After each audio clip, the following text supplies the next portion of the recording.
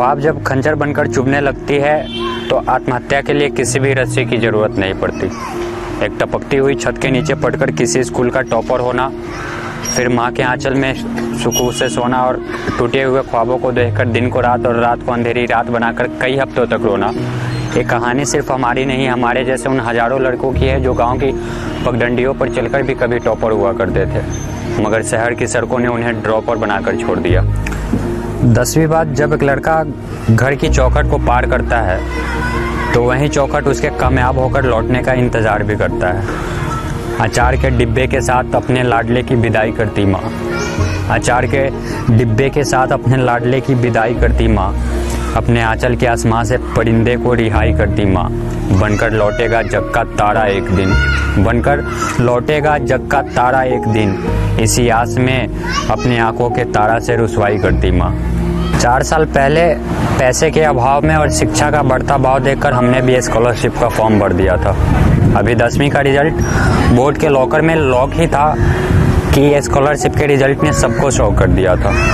बाबूजी के बदन पर टंगी फटी गंजी मानो समाज को अपना आज दिखाकर एक कह रही हो कि हाँ, मैं गोबर गणेश हूँ मगर मेरा बेटा महेश बनकर लौटेगा।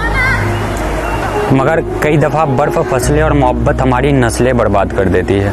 मोहब्बत का जो मोह और माया है, न जाने कितने घरों को, कितने ख्वाबों को खंडर और कितने घरों को बंजर बनाकर छोड़ देती है। इसका अनुमान शायद ही गणित का कोई महारथी लगा पाया हो और लगा पाएगा।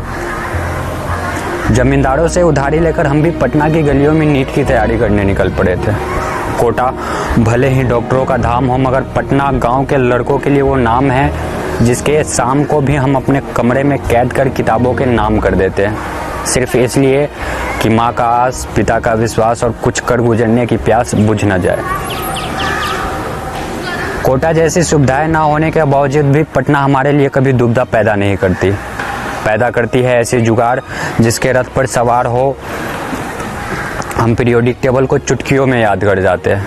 7 अप पीते वक्त भी ट्रिक का प्रोडक्शन कर डिप्रोडक्शन को दिमाग के पन्नों पर कुछ ऐसे सेट करते हैं कि पेपर में आने वाला वो 8 अंकों का सवाल हमसे कभी गलत नहीं होता।